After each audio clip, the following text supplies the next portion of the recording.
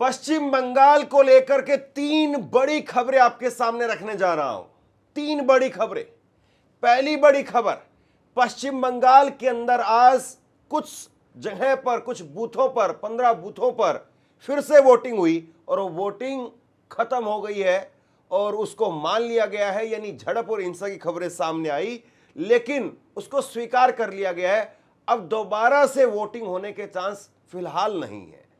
दूसरी बड़ी खबर, बीजेपी 78 सीटों पर सिमट करके रह जाएगी और ये पार्टी के अंदर का सर्वे है। ये जो है वो टीएमसी की तरफ से कहा गया है, इस पर विस्तार से बात करेंगे। और तीसरी बड़ी खबर, 165 अतिरिक्त पर्यवेक्षक ऑब्जर्वर नियुक्त किए गए हैं और उसके साथ साथ 77 पुलिस ऑब्जर्वर वो नियुक्त किए गए हैं। ये क्या वाकई पश्चिम बंगाल के चुनाव के अंदर निष्पक्ष चुनाव करवाने के लिए या प्रेशर बनाने के लिए खेल हो रहा है? ममता बनर्जी, उन्होंने भी आज पार्टी कार्यकर्ताओं की बैठक की है, उसमें क्या कुछ ममता बनर्जी की तरफ से कहा गया है वो भी बात करेंगे। और उसके साथ साथ बीजेपी ने एक फरमान जारी कर दिया। बीजेपी ने कहा है अपने सभी उम्मीदवारों को कि कल सभी उम्मीदवार मंदिरों में चले जाएंगे। बीजेपी ने अपने सारे उम्मीदवारों को कहा है कि आप मंदिरों के दौरे करिए, मंदिरों में जाइए। और बीजेपी अपने महिला कार्यकर्ताओं से कह रही है कि आप जाकर के बूथ के ऊपर धरना दीजिए। तो बीजेपी को भरोसा क्यों नहीं है? बीजेपी क्यों नहीं जो है जाकर के अपने चादर तान करके सो जाए और 4 बजे 4 तारीख को उठ करके आए और उसके बाद में रैली कर दे और कहे कि देखिए साहब हम जीत गए, हमारी 294 में से 280 सीट आ गई है। सीधा ये होना चाहिए, आप में तो कम से कम कॉन्फिडेंस होना चाहिए। बीजेपी क्यों अपनी महिला कार्यकर्ताओं कह रही है कि आप सड़क पर आ जाइए? तो बंगाल को लेकर के जो कुछ अपडेट्स निकल करके सामने आ रही, जो खबरें निकल करके सामने आ रही है, वो भी मैं आपको बताऊंगा। लेकिन मुझे लगता है एक तस्वीर दिखा करके शुरुआत में करता हूं और उसके बाद मैं बहुत कुछ आपके सामने रखने जा रहा हूं।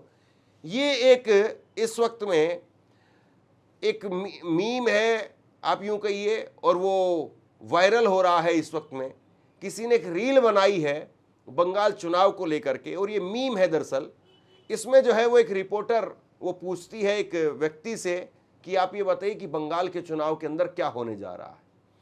और जो व्यक्ति है मीम के अंदर वो कहता है कि बंगाल के चुनाव में ईवीएम प्रेग्नेंट है, अगर नॉर्मल डिलीवरी हुई तो टीएमसी जीतेगी और अगर ऑपरेशन किया गया तो उसके बाद में बीजेपी जीत जाएगी। अब रिपोर्टर ने पूछा कि इसका मतलब क्या है? उन्होंने कहा कि अगर नॉर्मल तरीके से सब कुछ हुआ, नॉर्मल डिलीवरी अगर हो गई तो टीएमसी जीतेगी और अगर चीर फाड़ की गई ईवीएम के अंदर और वोटों को इधर से उधर कर दिया गया तो फिर बीजेपी जीत जाएगी। इसके बाद वो निकल गए।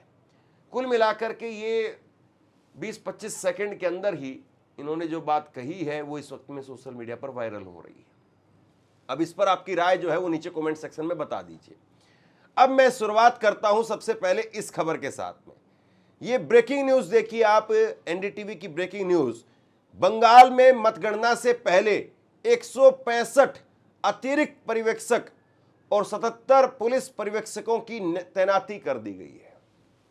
165 अतिरिक्त पर्यवेक्षक ऑब्जर्वर्स उनकी तैनाती की गई है और इसमें अलग से 77 पुलिस ऑब्जर्वर्स है।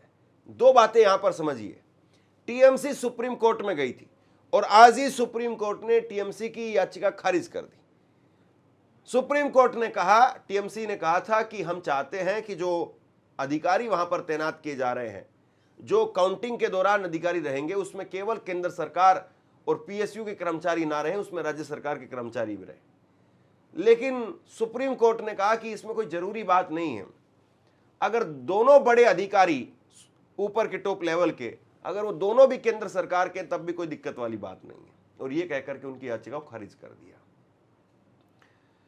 वहां टीएमसी ये पूछ रही थी कि भैया अगर आप राज्य सरकार के कर्मचारियों की नियुक्ति नहीं दे रहे हैं तो कम से कम आप ये तो बताइए कि आप राज्य सरकार को बदनाम क्यों कर रहे हैं? अगर राज्य सरकार के कर्मचारी अगर होंगे तो आपको दिक्कत क्या है? लेकिन फिर भी कोर्ट ने, 2 जजों की बेंच ने उनकी याचिका को खारिज कर दिया। अब ये जो कुछ लिखा है एनडीटीवी की जो ब्रेकिंग मैं आपको बता रहा हूं, इसको लेकर के अखिलेश यादव ने ट्वीट किया है। अखिलेश ने ट्वीट करते हुए लिखा है कि इसका मतलब यह हुआ कि चुनाव आयोग की व्यवस्था पर भाजपा को भी भरोसा नहीं है और भाजपा बुरी तरह से हार रही है। इसका मतलब चुनाव में गए विभिन्न अधिकारियों के बीच की सुगबुगाहट का आकलन भी यही है कि तृणमूल कांग्रेस 234 सीटों पर जीत रही है, दीदी है और दीदी रहेंगी।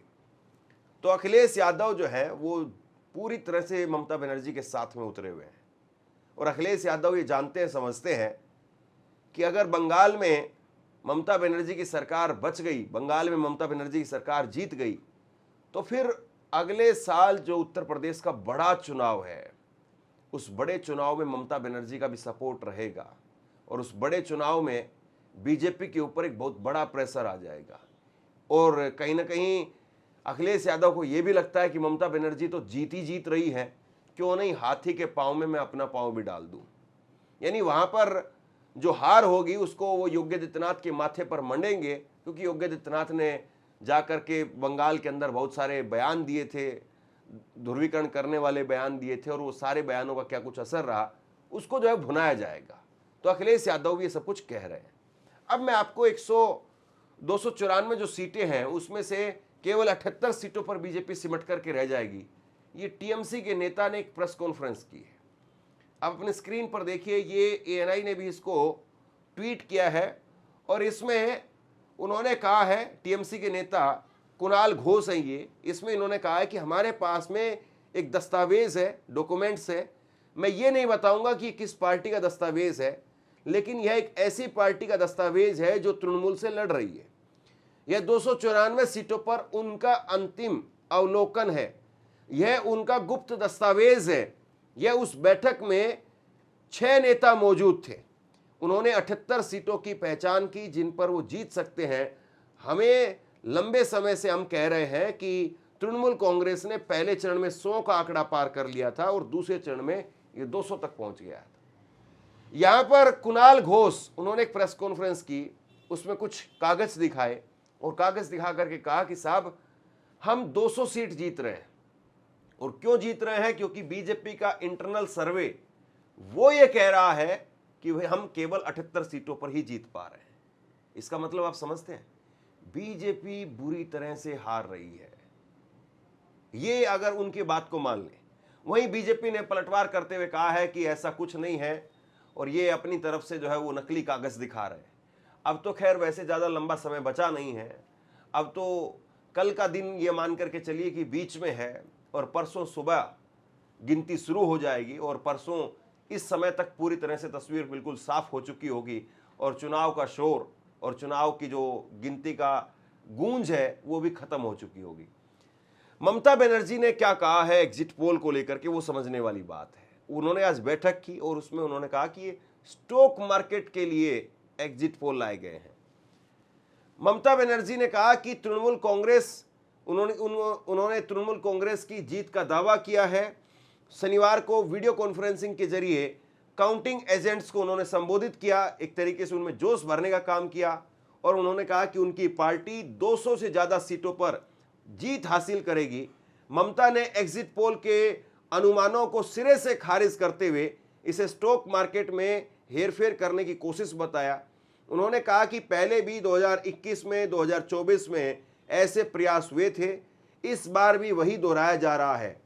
ये ममता बनर्जी की तरफ से एक बड़ा जो है वो आरोप लगाया गया।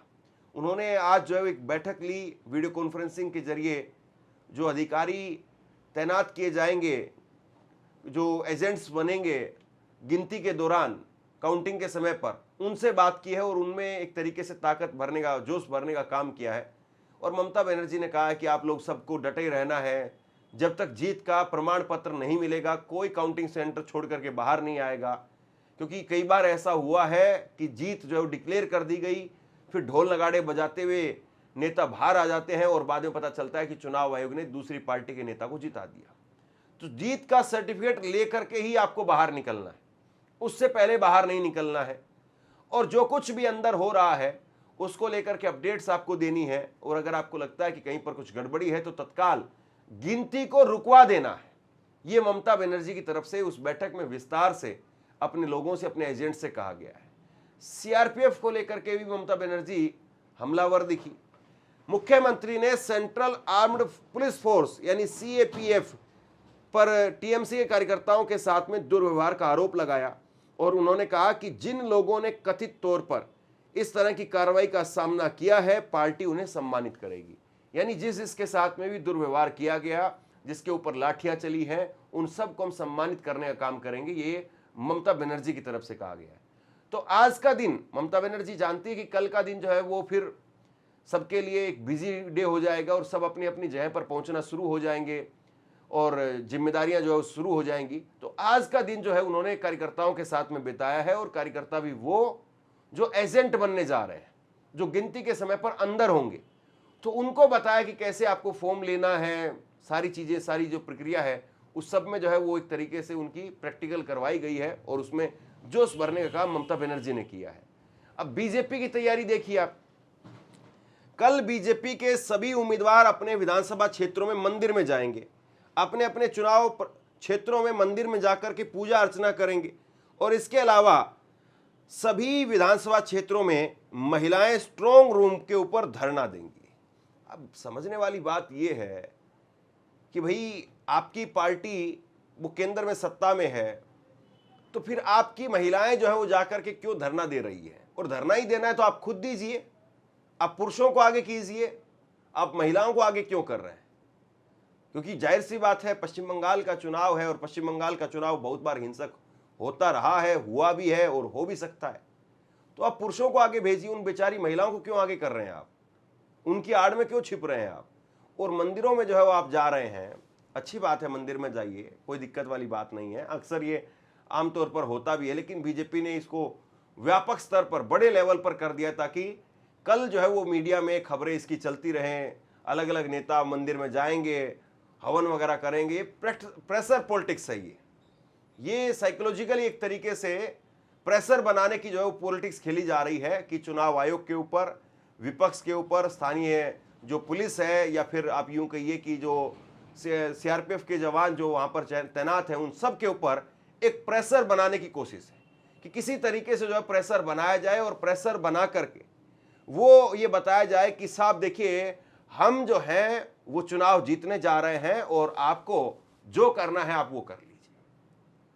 तो ये एक तरीके से ममता बनर्जी और आप ये कहिए कि बीजेपी के बीच में सीधी लड़ाई है और इस लड़ाई में जिस तरीके से अब पर्यवेक्षकों की भूमिका बढ़ा दी गई है, उनकी संख्या बढ़ा दी गई है, इसका क्या असर होगा चुनाव में? अब कल का दिन, आज की रात और फिर उसके बाद में कल की रात, वो बीच में है, 2 रातें और 1 दिन का खेल है।